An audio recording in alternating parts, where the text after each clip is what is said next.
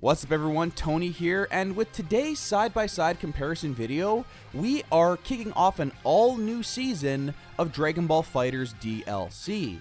Hard to believe it's Season 3, and the game is over 2 years old at this point. And yet, this new DLC character is one I've personally wanted to see in the game since before it came out in January 2018. At long last, sandwiched between Kid Goku, Fused Goku, Buff Goku, and the soon-to-be-released Ultra Instinct Goku, it's Girl Goku, also known as Kefla.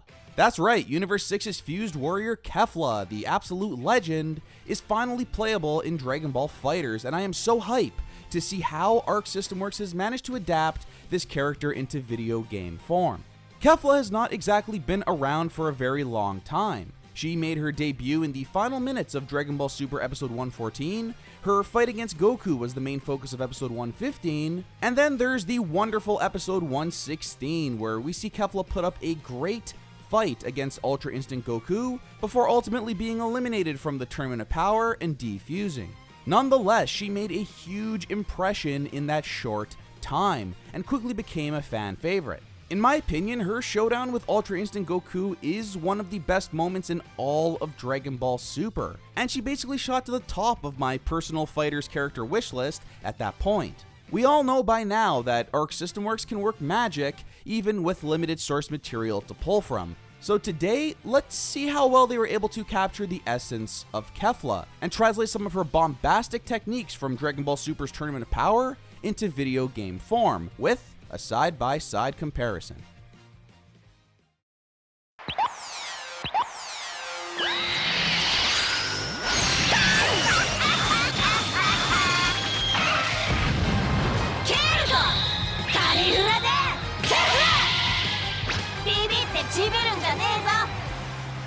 First up is Kefla's intro, and it's full of that cocky swagger you'd expect from our favorite delinquent Saiyan.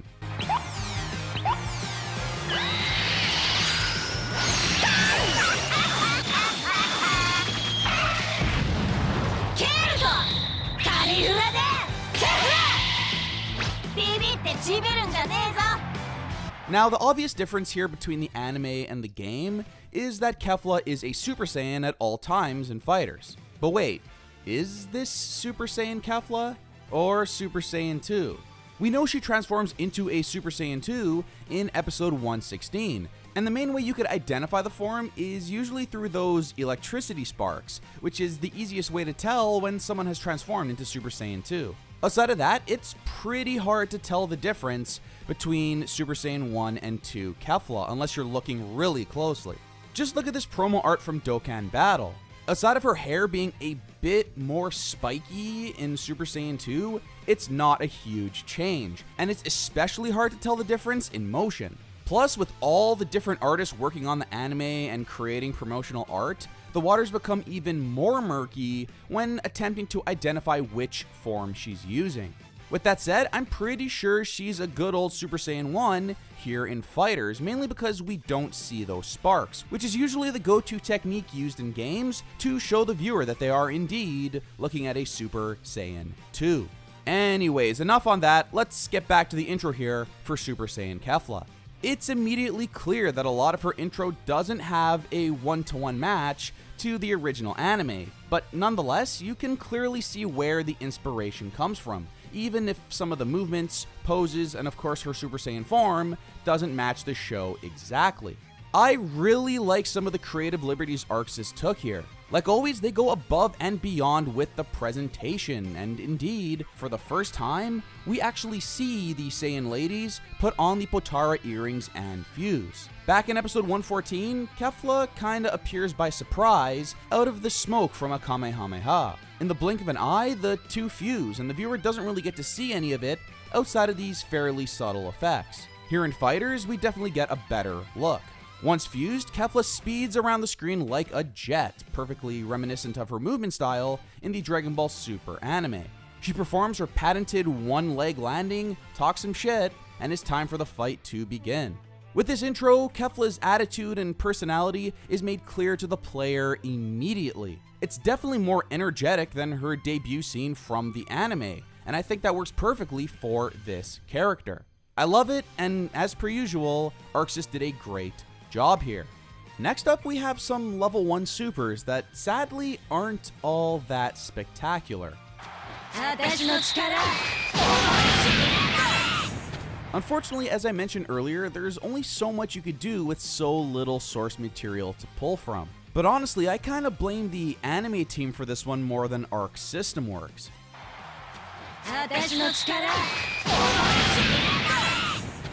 Sadly, Kefla did not get as much creativity poured into her moveset as her Universe 7 counterpart, Gotenks. Nothing in Kefla's moveset is as inventive as the Super Ghost Kamikaze attack.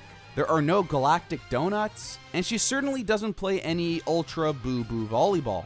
Instead, Kefla plays Ultra Cannonball, I guess. Yeah, that's the name of her first level 1 super.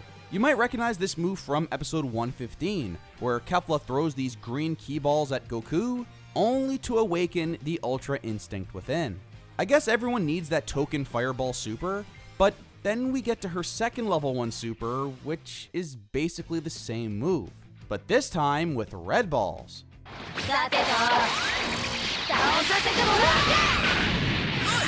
The Gigantic Ray is another move Kefla pulls out to use against Ultra Instinct Goku, and in the show, he dodges every single ki blast she throws at him.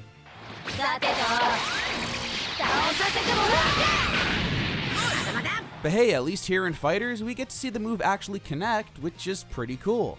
There's also an aerial variant of this move called the Gigantic Chaser, which we also see in episode 116. Goku is trying to create some space between him and his opponent, but Kefla is having none of that as she chases his ass down with this technique. Look, whether it's green balls or red balls, I appreciate that we have access to all the right balls depending on the situation, but I do wish they got a bit more creative here with these supers. In episode 115, Kefla grabs Goku and just starts twirling his ass around as if he was Bowser in Mario 64. This goes on forever, and it's kinda awesome. Yo, Goku got messed up here. The scroll just yeeted the main character across the battlefield. Just for the variety, I think a move like this would have been a better choice as a level 1 super instead of 2 key-based techniques that are pretty similar at the end of the day. So yeah, not too much to say here. These are your standard level 1 Ki Blast supers, but now stuff really picks up with Kefla's level 3.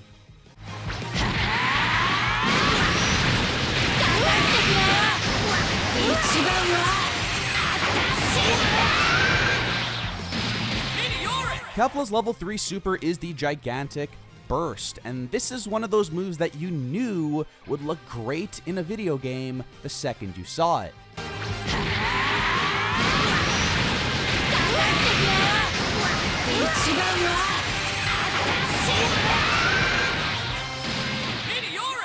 The move originates from the bombastic climax of Dragon Ball Super episode 116. Kefla powers up and just lets loose with everything she's got on Ultra Instinct Goku. And honestly, this entire scene is one of my absolute favorites in all of Super from both an animation and direction point of view. Now, I think this cinematic speaks for itself, and like usual, ArcSys did a great job translating the technique into video game form here. But there's one thing I need to point out that is just another case of Arc System Works being absolutely insane when it comes to attention to detail and their uncanny ability to replicate these scenes from the anime literally down to the frame.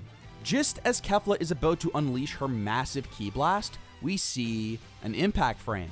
Just one, and of course it's easy to miss, but it's absolutely there. Just like the anime. This shot is basically 1-to-1 and it looks incredible. Impact frames are pretty much always awesome when used in Dragon Ball, and this is certainly no exception. I love that we see one for Kefla's level 3 here. Of course, this scene ends with Kefla firing a gigantic ki blast at Ultra Instinct Goku, only for him to grind on that shit like Tony Hawk and blast an enormous Kamehameha right in her face, eliminating Kefla from the tournament. It's a wonderful moment, and I can only pray we see this scene again as a dramatic finish once Ultra Instinct Goku is released. Honestly, this scene from the anime is so good that I think ArcSys could go even further, replicating some of the crazy shots and facial expressions and action into video game form. I'm thinking something like Gogeta's Meteor Explosion, which was not only Gogeta's level 3, but also reappeared as a part of his dramatic finish with DBS Broly. But we'll worry about that later. For now, Kefla can finally successfully land this move on an opponent, and it packs one hell of a punch. In case it's not obvious, I think this move looks fantastic. It's overwhelming and crazy, and Arc System Works has definitely nailed the feel from the wonderful episode 116 of Super with this move's cinematics. Finally, we reach Kefla's outro, which goes exactly as you'd expect.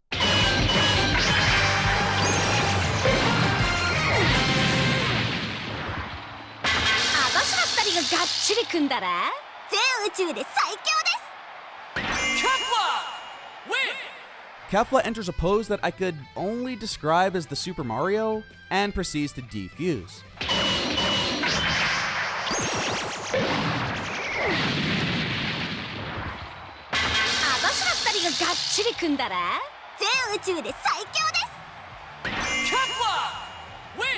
The cinematic of the two defusing and falling to the ground on top of one another is straight out of episode 116. Like, this is absolutely perfect. All of those great facial expressions are all there, and it just looks so good. Then we get some more creative liberties taken by Arc System Works. Of course, circumstances for Caulifla and Kale were a lot more dire in the anime, as they had just been defeated, and that meant their entire universe was about to vanish from existence. Yikes. Tough loss there, kids. But here in the game, Kefla just won. So ArcSys decided to take this exact shot from the anime, but change it from the two Saiyan ladies grimacing in pain to the two talking some celebratory smack to their opponent after a hard-fought victory. Simply put, this outro is freaking adorable from start to finish, and I love it so much. Here's hoping we see some canon victories for Kefla sometime soon, whenever the Dragon Ball Super anime comes back, whenever the story moves forward. Someday. Anyways, that's gonna wrap it up for today with Kefla. All in all, I'm really happy to finally have her as a playable character in this game. Unfortunately, she only has 3 supers, and I think they could have done a better job giving her moveset some more variety, though I definitely place some of that blame on the anime team rather than ArcSys themselves. I also think she's in a tough spot following Gogeta and DBS Broly, both of which had no shortage of god-tier source material for ArcSys to draw inspiration from. And up next is Ultra Instinct Goku, who is sure to have some amazing cinematics and hopefully a dramatic finish in there as well. With all that said, I still really love Kefla here in FighterZ. She's charismatic as hell, her level 3 is badass, and that outro is adorable. So overall, I think Arc System Works did a really nice job here with the character, both in replicating scenes from the anime perfectly and taking certain creative liberties to improve the entire package. If you like this video and want to see more fun Dragon Ball content, please hit that like button and subscribe to my channel. If you haven't checked it out already, my feature-length deep dive into Dragon Ball Super's disappearance in 2019 is live, and I'm still gathering all my ki back after putting together that absolute monster of a video. Coming soon to Dragon Ball FighterZ is Ultra Instinct Goku, and that is definitely going to be a fun side-by-side comparison video given the incredible source material for that character in particular. I know ArcSys will pull no punches and deliver big time on that one. But that's it for today, so until next time, thanks so much for watching everyone, and take care.